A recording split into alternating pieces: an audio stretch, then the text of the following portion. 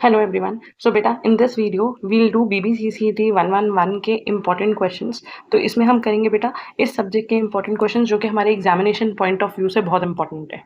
अगर हम आते हैं बेटा फर्स्ट चैप्टर पे, तो फर्स्ट चैप्टर हमारा है इंट्रोडक्शन टू बायोमेम्ब्रेन्स। इस चैप्टर में से हमारे 4 क्वेश्चंस जो हैं रिपीटेडली पूछे जाते हैं, that is fluid mosaic model, membrane model system, उसके बाद मेम्ब्रेन प्रोटीन्स और मेम्ब्रेन लिपिड के बारे में। एंड इनमें से भी हमारा जो फ्लूइड मोज़ेक मॉडल है वो बहुत इंपॉर्टेंट है क्योंकि वो मोस्ट रिपीटेड क्वेश्चन है। ठीक है, उसके अलावा प्लाज्मा प्रोटीन, मेम्ब्रेन प्रोटीन एक रिपीटेड क्वेश्चन है। बेटा आगे बढ़ने से पहले मैं आपको एक चीज कहूंगी, देखो इस सब्जेक्ट के अंदर वी हैव एज यूजुअल, जैसे ऑलमोस्ट सारे सब्जेक्ट्स में हमारे पास 4 ब्लॉक्स होते हैं। अगर आप since you are short of time, अभी तक आपने प्रिपेयर नहीं करा, कम प्रिपेयर करा, तो आई विल हेल्प यू कि ब्लॉक 1 कर लो, बहुत इंपॉर्टेंट है। ब्लॉक 1 के बाद जब हम आगे के सक्सेसिव ब्लॉक्स पे बढ़ेंगे then I will tell you कि क्या क्या चीज़ें इंपॉर्टेंट है जो आप करो।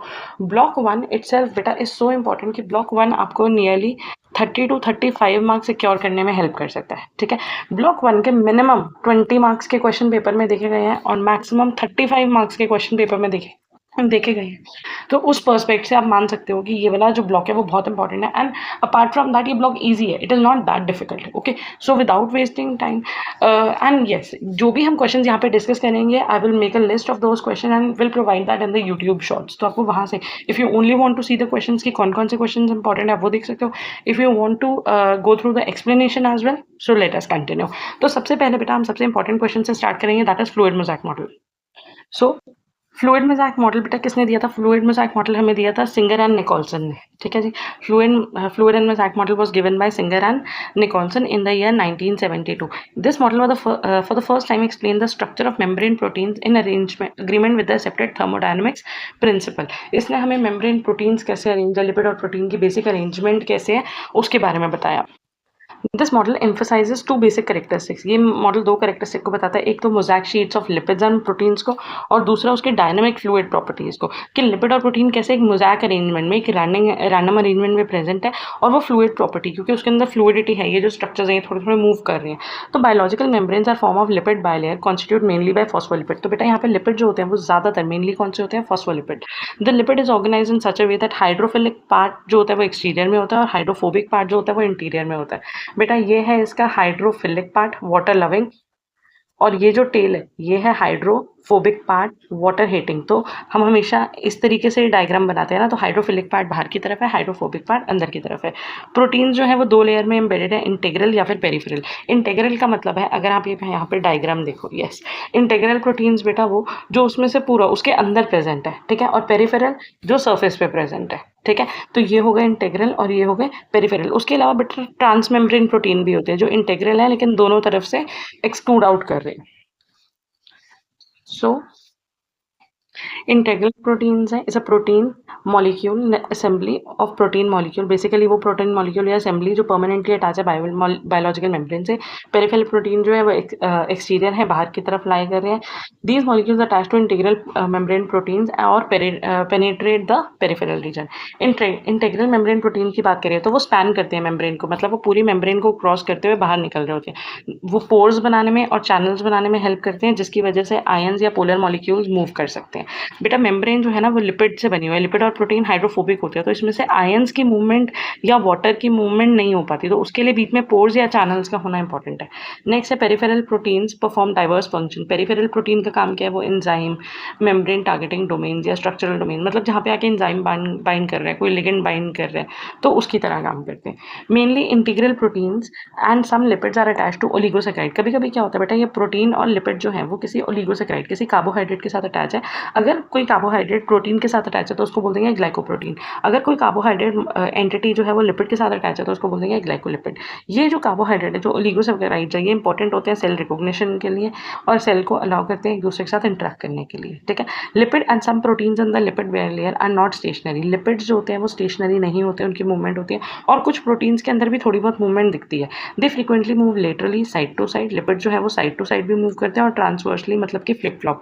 जैसे अगर यहाँ पे लिपिड लिपिड मॉलिक्यूल्स हैं, जैसे these are the lipid molecule, तो इनमें बेटा हम देखेंगे कि साइडवेज मूवमेंट होगी, ठीक है। और फ्लिप फ्लॉप मूवमेंट का मतलब है जैसे ये एक लिपिड मॉलिक्यूल है ये, तो ये इधर आ जाएगा, ये इधर आ जाएगा, तो ऐसे फ्लिप फ्लॉप मूवमेंट भी देखने के लिए मिल सकती है। The fluid bilayer membrane lipid contain milieu of proteins carbohydrate consisting the fluid mosaic model. तो ये जो अरेंजमेंट है जिसमें रैंडम प्रोटीन और लिपिड्स अरेंज है और साथ में कार्बोहाइड्रेट अटैच है, ये देता है बेटा fluid mosaic model.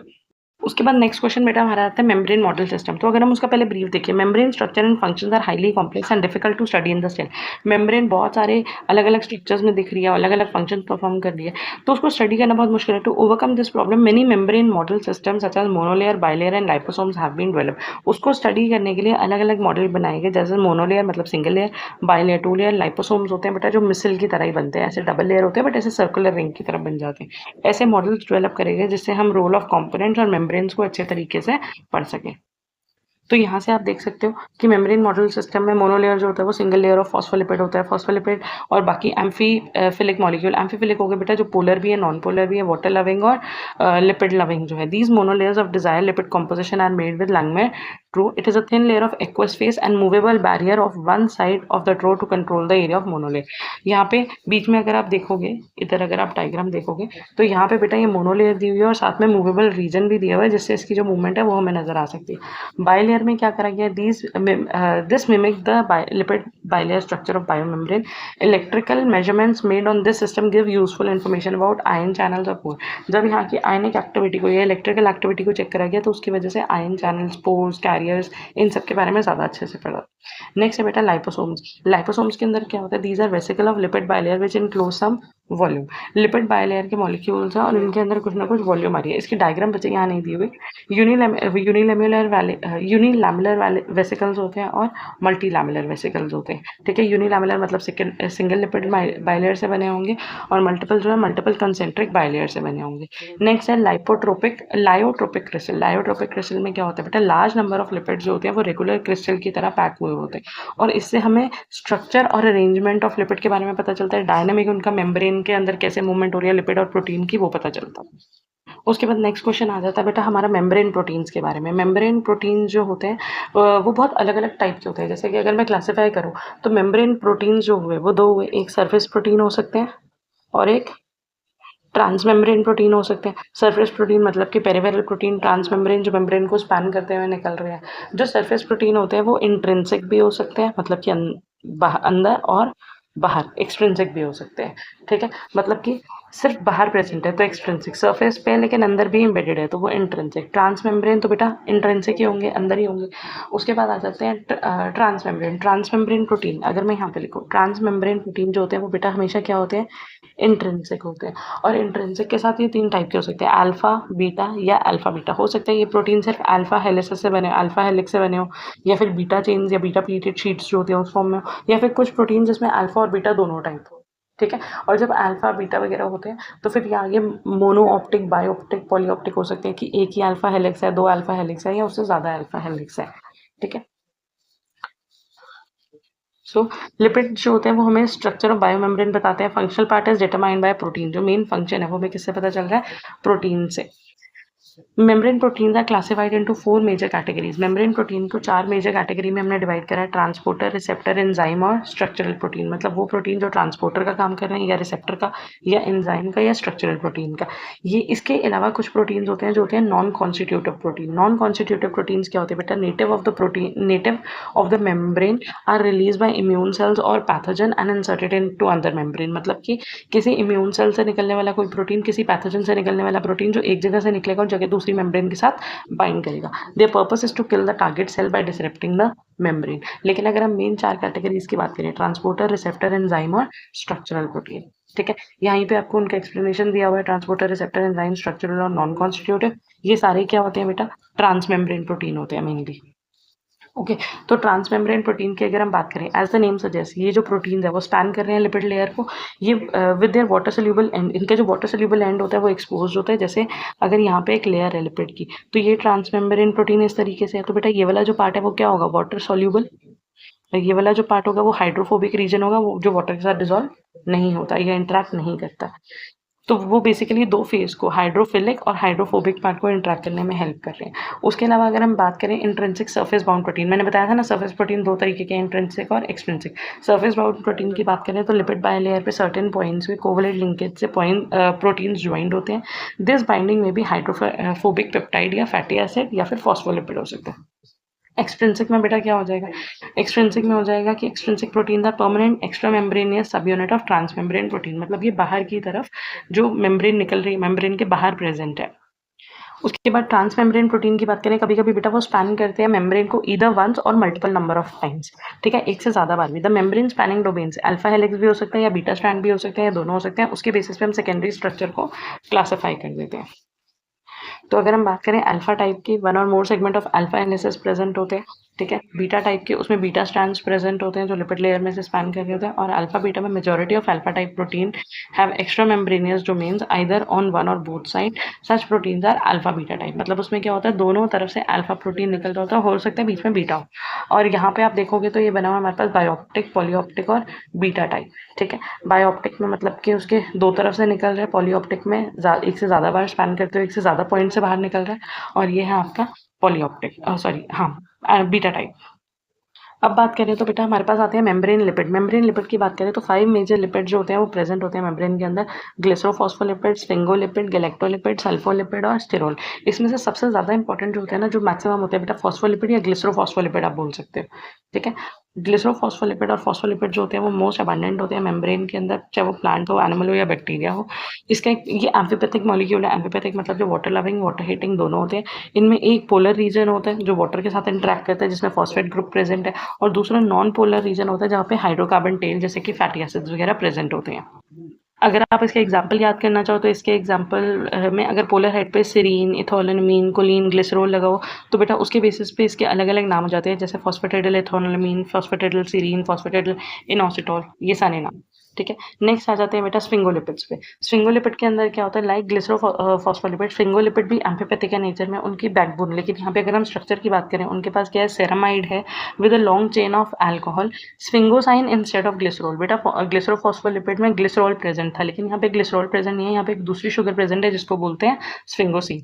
Different derivatives of ceramide are form by the reaction. तो यहाँ पे सेरामाइड प्रेजेंट है और उसके साथ ग्लिसरोल की जगह क्या प्रेजेंट है, स्फिंगोसिन प्रेजेंट है। इसकी भी 3 क्लासेस हो सकती हैं, जैसे स्फिंगोमाइलिन, ग्लाइकोस्फिंगोलिपिड्स और गैंग्लियोसाइड्स।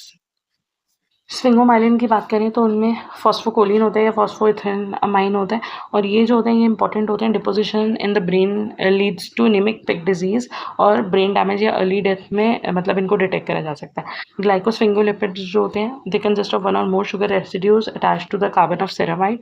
2 तरीके के होते हैं बेटा ग्लाइकोस्फिंगोलिपिड्स, एक होता है सेरिब्रोसाइड और एक होता है ग्लोबोसाइड, और लास्ट हो जाते हैं गैंग्लियोसाइड। गैंग्लियोसाइड जो है वो मोस्ट कॉम्प्लेक्स फिंगोलिपिड्स हैं जिनके पास ओलिगोसेकेराइड होता है और N acetyl neuraminic acid present होता है। अगर आप इतनी ज़्यादा डिटेल नहीं कर सकते तो एटलीस्ट कुछ कुछ एग्जाम्पल या नाम याद कर लेना कि आप उनके सब टाइप्स बता सको कि हाँ ये सब टाइप्स इसके अंदर प्रेजेंट होते हैं, ठीक है। उसके बाद नेक्स्ट कार्बोहाइड्रेट जो आ जाता है वो आ जाता है, अभी तक हमने कहा फॉस्फोग्लिसरेल्डिहाइड होता है या ग्लिसरोफॉस्फोलिपिड्स होते हैं, फिर स्फिंगोलिपिड्स होते हैं, उसके बाद गैलेक्टोलिपिड्स और सल्फोलिपिड्स प्रेजेंट होते हैं बेटा, और उसके बाद प्रेजेंट होते हैं स्टिरॉल। स्टिरॉल इंपॉर्टेंट है। स्टिरॉल जो होते हैं वो साइक्लिक लिपिड है, लैक करते हैं फैटी एसिड और डिराइव करते हैं 4 फ्यूज चेन से। अगर आप यहाँ पे स्ट्रक्चर देखो ना बेटा, ये रहा, ठीक है। तो ये 4 फ्यूज चेन्स हैं जिसमें से 3 अलग होती है और एक आ जाती है हमारी स्टिरेन की, ठीक है, जिससे हमारा कोलेस्ट्रॉल बनता है। तो स्टिरॉल वर्ड कोलेस्ट्रॉल इसीलिए।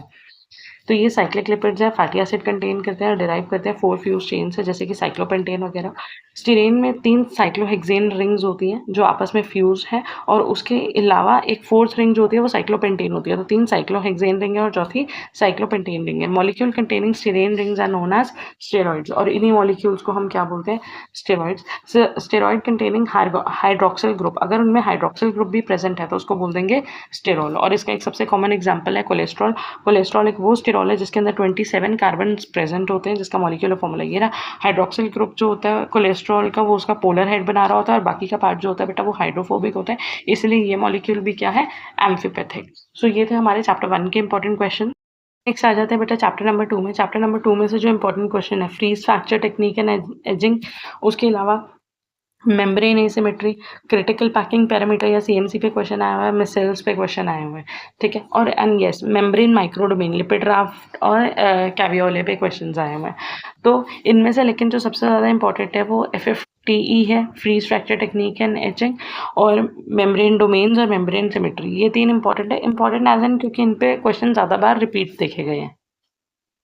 तो अगर हम बात करें बेटा freeze fracture and freeze fracture technique and etching की, तो फ्रीज फ्रैक्चर टेक्निक एक मेथड है जिसमें various electron microscopies among various electron microscopies to visualize the internal organization. तो बेटा बेसिकली है क्या, हम मेम्ब्रेन के या हम सेल के अंदर के स्ट्रक्चर को पढ़ने के लिए हम फ्रीज फ्रैक्चर टेक्निक, फ्रीज का मतलब ही क्या है, फ्रीज कर देना, एकदम कूल कर देना, और फ्रैक्चर मतलब ब्रेक करना। तो फ्रीज करके कूल कर रहे हैं और उसके बाद उसको हम चेक कर रहे हैं। तो इसमें फ्रीज करते हैं, उसके बाद सीधा वेपर्स में कन्वर्ट करते हैं, सबलाइन कर देते हैं, ठीक है। It describes the breaking of frozen specimen to reveal internal structures. तो मतलब फ्रोजन स्पेसिमेन को ब्रेक करा जाता है ताकि उसके इंटरनल स्ट्रक्चर्स को समझ सके। Freeze etching, removal of ice from the frozen fractured specimen by sublimation prior to shadowing. इसका मतलब बेटा ये हुआ कि हमने पहले उसको फ्रीज करा, और फ्रीज जब करते हैं ना तो बेटा लिक्विड नाइट्रोजन में करते हैं, क्योंकि लिक्विड नाइट्रोजन का टेम्परेचर बहुत कम जा सकता है, मतलब -170 डिग्री तक वो उस पर हम उसको फ्रीज कर सकते हैं। उसके बाद हम उसको सबलाइन करेंगे, सबलाइन करेंगे मतलब फ्रीज करने के बाद हम उसको सीधा किस में चेंज करने की कोशिश करेंगे, वेपर फॉर्म में, ठीक है। Reveal the detail of fractured phase that originally hidden as extra cellular matrix. और इससे जब वो ब्रेक होगा तो वेपर फेज के अंदर आते आते उसके जो अंदर के स्ट्रक्चर्स हैं वो हमें नजर आएंगे, जिससे हम उसके 3D व्यू को समझ सकेंगे। The effect of etching is thus to expose and render the visible fine surface details. तो इस प्रोसेस में होता क्या है, freeze fracture is normally perform within a specialize high vacuum freeze fracture apparatus with a temperature cooled liquid nitrogen cooled holder for specimen. तो एक high vacuum मतलब जहाँ पे एयर भी नहीं है, वहाँ पे लिक्विड नाइट्रोजन की हेल्प से जो स्पेसिमेन है उसको कूल करा जाता है। Integral protein with span the membrane में पार्टीशन विद वन और the half of the membrane. अब क्या होगा बेटा, जब ये ब्रेक होगा ना, मान लो सपोज करो ये एक मेम्ब्रेन है, ठीक है। अब क्या हुआ, ये मेम्ब्रेन ब्रेक हुई, ब्रेक होने से क्या हुआ बेटा, इसके अंदर कुछ कुछ इंटीग्रल प्रोटीन्स भी तो प्रेजेंट थे। अब जब ये ब्रेक हुई तो ब्रेक होने पे हमें क्या नजर आ रहा है कि मान लो ये ऐसे हुई, ठीक है। तो ना जो इंटीग्रल प्रोटीन होगा, लेट्स से ये रेड कलर से मैं इंटीग्रल प्रोटीन बना रही हूँ, इधर इंटीग्रल प्रोटीन एक साइड पे आ गया, तो दूसरी साइड से जहां से वो निकला ना बेटा, वहां पे उसका वॉइड रह जाएगा, ठीक है।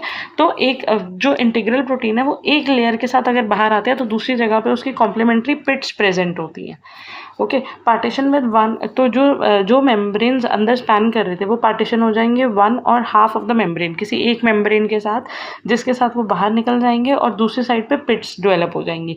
Fractured membrane faces are visualize by, और फिर इन फेसेस को हम कैसे देखते हैं, क्योंकि बेटा ये नेकेड आई से तो विजिबल है नहीं, इनको शैडोइंग से, प्लैटिनम या टंगस्टन शैडोइंग से, SEM स्कैनिंग इलेक्ट्रॉन माइक्रोस्कोपी या ट्रांसमिशन इलेक्ट्रॉन माइक्रोस्कोपी की हेल्प से देखा जाता है। अगर हम यूज़ की बात करें तो ये टेक्निक जो है वो इंपॉर्टेंट है, किस लिए, to understand the relation between molecular structure, macroscopic properties of polymer solution gels, किस तरीके से उनके अरेंजमेंट है, कैसे प्रेजेंट है, ये सारा कुछ पढ़ने के लिए। Next important topic, second important question है बेटा इस चैप्टर में से, मेम्ब्रेन एसिमेट्री। मेम्ब्रेन एसिमेट्री मतलब मेम्ब्रेन जो है वो हमारी सिमेट्रिक नहीं है। क्यों सिमेट्रिक नहीं है, क्योंकि यहाँ पे सबसे पहली बात तो मेम्ब्रेन के अंदर 3 चीजें प्रेजेंट है जो उसकी एसिमेट्री को कंट्रीब्यूट कर रही है, दैट इज लिपिड, उसके बाद प्रोटीन, और उसके बाद ग्लाइकोप्रोटीन या ग्लाइकोलिपिड, ग्लाइकोप्रोटीन या ग्लाइकोलिपिड। तो आपको इन तीनों के बारे में एक एक पॉइंट लिखना है कि ये कैसे मतलब मेम्ब्रेन को एसिमेट्रिकल बना रही है, ठीक है। मेम्ब्रेन जो है वो गेटकीपर की तरह एक्ट करती है, कंट्रोल करती है flow of molecules of information को in and out of the cell. ये जो होती है वो स्ट्रक्चरली एंड फंक्शनली एसिमेट्रिकल है। Mainly the inner and outer surface of all biological membrane have different component and different enzymatic activities. बेटा बाहर की मेम्ब्रेन पे जो लिपिड है या प्रोटीन है वो अलग होते हैं, और अंदर की मेम्ब्रेन पे जो लिपिड और प्रोटीन है वो अंदर होते हैं। पहला रीजन तो यही हो गया एसिमेट्री का बिटवीन द मेम्ब्रेन सर्फेसेस के, लिपिड और प्रोटीन जो होते हैं वो अंदर और आउटर में डिफरेंट होते हैं। अगर आप चाहो तो आप उसके लिए वाला एग्जांपल लर्न कर लेना कि RBC का एग्जांपल दिया हुआ है कि इनर लीफलेट पे क्या प्रेजेंट होता है और आउटर लीफलेट पे क्या प्रेजेंट होता है, ठीक है। उसके बाद अगर हम आ जाए बेटा प्रोटीन्स पे, प्रोटीन जो होते हैं वो एब्सोल्युटली एसिमेट्रिकल होते हैं, ठीक है। In cytosolic segment, they are always facing the cytoplasm and exoplasmic segment they face opposite the side of the membrane, मतलब एक तरफ बाहर की तरफ जा रही होती है और एक तरफ अंदर की तरफ जा रही होती है। तो पहला रीजन हमने बताया एसिमेट्रिक का कि अंदर और बाहर की लेयर की जो कॉम्पोजिशन होती है वो अलग होती है। दूसरा रीजन हमने बताया कि जो वो प्रोटीन्स होते हैं वो इटसेल्फ क्या होते हैं, प्रोटीन्स जो होते हैं वो एसिमेट्रिकल होते हैं। तीसरा है बेटा ग्लाइकोप्रोटीन और ग्लाइकोलिपिड जो होते हैं in trans membrane are always oriented so that carbohydrates are in exoplasm domain. Glycoprotein और ग्लाइकोलिपिड जब भी बने होते हैं तो बेटा वो इस तरीके से होते हैं कि जो कार्बोहाइड्रेट है, जो भी ओलिगोसैकेराइड अटैच है, वो मेम्ब्रेन के बाहर की तरफ आए। ठीक है, तो मतलब बाहर की तरफ ग्लाइकोप्रोटीन आ रहा है बट अंदर की तरफ तो वो कार्बोहाइड्रेट चेन नहीं आ रही ना। तो इससे ये भी पता चल गया this asymmetry is absolutely is usually not absolute except for glycolipids. मतलब ग्लाइकोलिपिड्स के केस में कार्बोहाइड्रेट के कंटेक्स्ट में हमें पता चल रहा है क्योंकि आउटर मेम्ब्रेन पे कार्बोहाइड्रेट्स प्रेजेंट होंगे लेकिन इनर मेम्ब्रेन पे प्रेजेंट नहीं होंगे।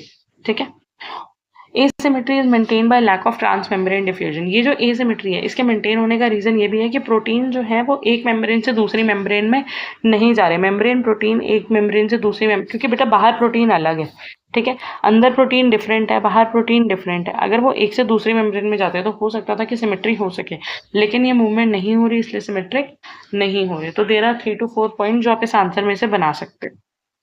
तीसरा क्वेश्चन जो हमारे लिए इंपॉर्टेंट है बेटा मेम्ब्रेन माइक्रोडोमेन। मेम्ब्रेन माइक्रोडोमेन क्या होता है? अब बेटा जो डिफरेंट प्रोटीन है उनकी मूवमेंट डिफरेंटली होती है, ठीक है, इसकी वजह से प्रॉब्लम हो सकती है कि अगर वो मूव करेंगे, मतलब वो कैसे मूव करेंगे इंडिपेंडेंट। सो डिफरेंट प्रोटीन्स के अंदर दे मूव इंडिपेंडेंटली, ठीक है, और अगर वो इंडिपेंडेंटली ऐसे ही मूव करते रहेंगे तो इसकी वजह से प्रॉब्लम्स हो सकती हैं। और प्रॉब्लम होने की वजह से ये जो मतलब प्रोटीन्स की मूवमेंट को कंट्रोल करने के लिए कोई तो होना चाहिए, तो वो कंट्रोल करने वाले फैक्टर्स है बेटा मेम्ब्रेन माइक्रो डोमेन्स। ठीक है, so there must be relatively stable domains in the membrane where set of protein that work together could be located. वो प्रोटीन जो एक साथ मिलकर काम कर रहे हैं, मूवमेंट कर रहे हैं, वो थोड़ा सा एक दूसरे के साथ कोरिलेट कर सकें, ऐसे दो माइक्रो डोमेन्स हैं लिपिड राफ्ट और कैवियोली। ये एग्जांपल है cholesterol dependent highly ordered membrane micro domains के। अगर हम बात करें लिपिड राफ्ट की, लिपिड राफ्ट जो होते हैं बेटा डिस्टिंक्ट डोमेन्स होते हैं आउटर लीफलेट में consider to result from lateral phase of separation. मतलब ये मेनली कहाँ पे प्रेजेंट है?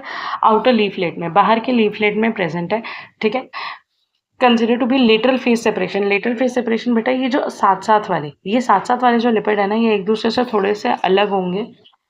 You must have noticed lipids are not asymmetrically distributed between the leaflet of a layer। हमने कहा था कि अंदर और बाहर के लिपिड अलग हो सकते हैं, लेकिन with in the same membrane जो लिपिड होते हैं, जैसे सिर्फ आउटर लीफलेट पे वो सेम होते हैं, लेकिन जो लिपिड राफ्ट होता है, यहाँ पे अगर आप देखोगे ना बेटा, जहाँ राफ्ट बन रहा है वहाँ पे आप देखोगे कि ये जो लेटरल लिपिड्स हैं, ये मॉलिक्यूल्स भी एक दूसरे से डिफर कर, ये जो होते हैं वो रिच होते हैं लिपिड में, रिच होते हैं कोलेस्ट्रॉल में, रिच होते हैं स्पेसिफिक सब डोमेन में जो एनरिच होते हैं कोलेस्ट्रॉल स्फिंगोलिपिड्स में।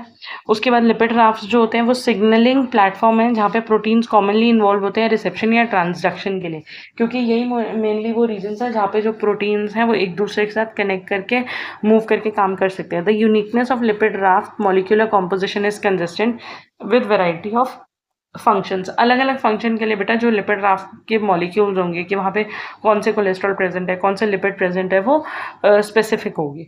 ठीक है, और जो कोलेस्ट्रॉल होता है वो इनकी पैकेजिंग को बेसिकली स्टेबलाइज करने का काम करता है। ठीक है, तो यहाँ से आप पढ़ सकते हो लिपिड राफ्ट के बारे में। नेक्स्ट अगर हम आ जाए बेटा, नेक्स्ट है कैवियोले। कैवियोले क्या होता है? कैवियोले होता है मीन्स लिटिल केव्स या flask like invagination of the plasma membrane. Caveolae like lipid raft are enriched in lipids such as cholesterol and glycosphingolipid and form a platform and floating sea that anchors membrane protein। ये भी बेटा ग्लाइकोस्फिंगोलिपिड में rich है और cholesterol में rich है। ये भी एक प्लेटफॉर्म दे रहा है जहाँ पे प्रोटीन्स मूवमेंट कर सके। कैवियोलेज और cavins are structural protein that provide an important part जो कि मेम्ब्रेन को इन्वेजिनेट कर रहा है, मतलब मेम्ब्रेन के अंदर एक फ्लास्क टाइप शेप बना रहा है बेटा। अगर आप यहाँ पे देखोगे आउटर लीफलेट है, आउटर लीफलेट में कुछ जगह पे क्या हुआ, इस तरीके से केव की तरह इन्वेजिनेशंस बन गई जहाँ पे प्रोटीन जो है वो एक साथ मिलकर मूव कर सके या काम कर सके। तो ये रीजन बेटा क्या हो गया? Caveolae. These caveolae can detach from the plasma membrane proper and form plasmalemmal vesicles in vesicular trafficking events. तो ये जो होते हैं वो प्लाज्मा मेम्ब्रेन के अंदर प्रेजेंट होते हैं, पार्टिसिपेट करते हैं। वेसिकुलर ट्रैफिकिंग मतलब कि वेसिकल्स बनके जब चीज़ें ट्रांसपोर्ट होती हैं उनमें ये हेल्प कर सकते हैं। सो बेटा इसके साथ हमारा चैप्टर 2 भी खत्म होता है। इसके आगे का जितना भी पार्ट है चैप्टर 3 ऑनवर्ड्स या बाकी का पार्ट है, I will continue that in the next video. Hope आपको ये वीडियो यूज़फुल लगा होगा, but I am so sorry I can not take make it too long. So thank you so much and all the best for your exams.